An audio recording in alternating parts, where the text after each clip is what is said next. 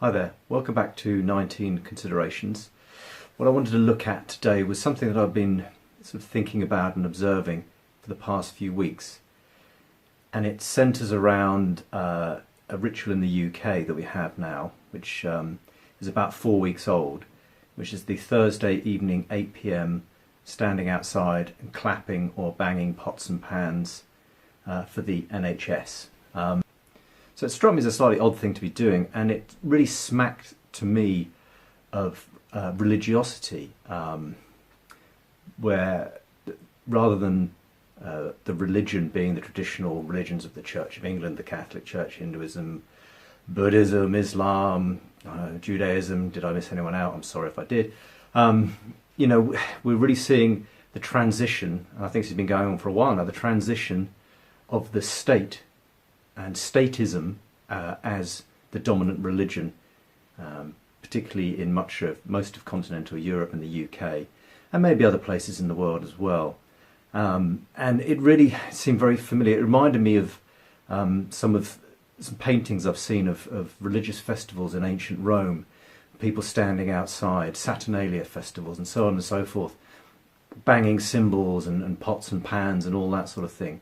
And it really struck me as being a very, very similar thing, a supplication and an entreatment of, or an entreaty to a divine body, for divine intervention, for divine protection. The idea being that, if I take part in this ritual, if I play my bit, I will be protected, as well as all the usual sort of mundane virtue signalling that would be going on with that as well. And then I thought more about what are we doing. There's another trend which seems to be painting rainbows and placing them in windows, ostensibly for morale or for, I'm not quite sure what the reason is. Again, that reminds me of painting a doorpost with lamb's blood for, in the Passover sort of tradition. And so, if you ask people if they had any strong religious or spiritual beliefs, most people in the UK would say no. But I think they're mistaken. And I think these sorts of ritualistic behaviours, these entreaties to some sort of higher power for protection, are no different than any religious festival. I think they have very strong religious connotations. And so that really got me all thinking a lot about what was going on. Again, going back to the first video that I did in terms of symbolism and things. And so I picked up this book here by Joseph Campbell, which is the transcript of a very long interview, Joseph Campbell, The Power of Myth. And I just want to read a little tiny bit from this. It says, this is on page 4, Greek and Latin and biblical literature used to be part of everyone's education. Now, when these were dropped, the whole tradition of Occidental mythology, that's Western mythology, mythological information was lost. It used to be that these stories were in the minds of people. When the story is in your mind, then you see its relevance to something happening in your own life. It gives you perspective on what's happening to you. With the loss of that, we've really lost something, because we don't have comparable literature to take its place.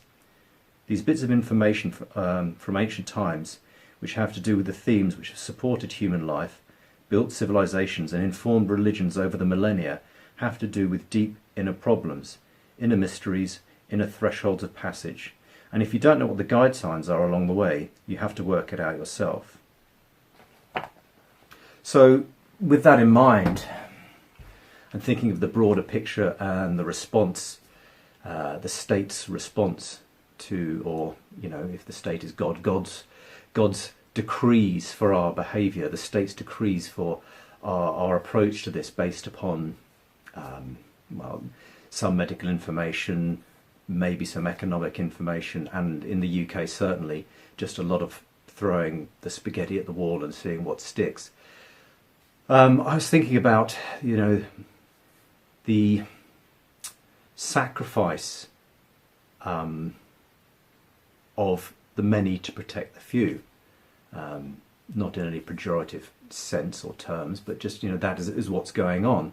And it really made me think about the myth, the story of Prometheus, which from ancient Greek mythology. And so Prometheus was one of the Titans. The Titans, although he didn't directly battle against the gods, there was a war between the Titans and the gods headed by Zeus. The Titans lost, and Prometheus was involved in the creation of mankind and the bestowing of knowledge and wisdom to mankind. And in doing so, he stole fire from the gods and gave it to mankind, and was punished by an angry god. So we're looking at these images of passing on knowledge and wisdom and information that don't fit with the state narrative. If the god Zeus is the state, and Prometheus represents that person or those people who would impart knowledge to the general masses, which goes against the state, the divine narrative. And so, as a punishment, Zeus chained Prometheus to a mountain, and every day an eagle would come down and eat out his liver, so eviscerate him, essentially. And then every night the liver would grow back, the liver being the most regenerative organ in the body, or one of the most, only to be eaten again the next day, and so on and so forth. And that reminded me an awful lot about how many people are being eviscerated by the decrees of an angry, authoritarian, dominant god, for possibly, trying to pass on and help with people with different sort of information, sort of the general mass of humanity. So I found that's very interesting, particularly the evisceration motif, which also got me thinking about the image of the pelican in mythology. And the pelican is, the mother pelican will plucks out her own heart to feed her young. And I thought that was kind of interesting as well. There's almost a reversal of that, when the young are plucking out their own hearts to support and maintain the elderly. Or in the case of the COVID-19, not just the elderly, but the chronically sick. Which is a kind of interesting motif to see that reversal, really, of that pattern whereby it used to, you would expect, or the archetypal and the mythological and the deep cultural understanding is that the old and the wise and whatever else impart to the young, and not vice versa. So this sort of reversed, perverted evisceration for the protection of the few by the many. So I think there are a couple of sort of interesting themes that we can think about.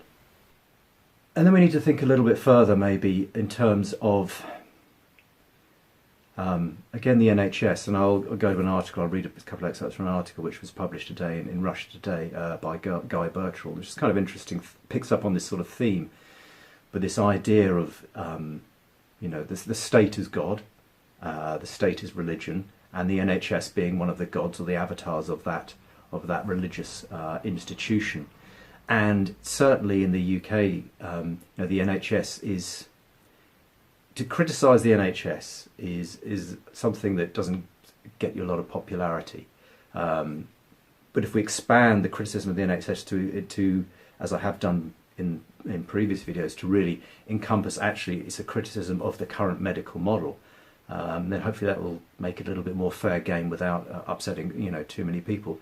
But no institution should be inviolate, should be free of criticism. And this has been played very cleverly by the state and the NHS to paint itself, not just at this point, but at all times, as being the heroic victim, doing nothing but trying to help people. And any criticism, we must save the NHS, we must protect it, rather than saying, well, actually, what are they doing that's not particularly working, and can those things be changed at the root source? In this instance here with COVID-19, like any disease pandemic, people will die, and usually it's people with existing comorbidities, in this case, particularly the elderly. But you also have to ask, it's important to be able to ask the question, is the protection of people who are simply old, or is it the protection of people who have just chronically abused themselves? There's no sympathy for smokers, people who abuse nicotine to the point that it damages their bodies.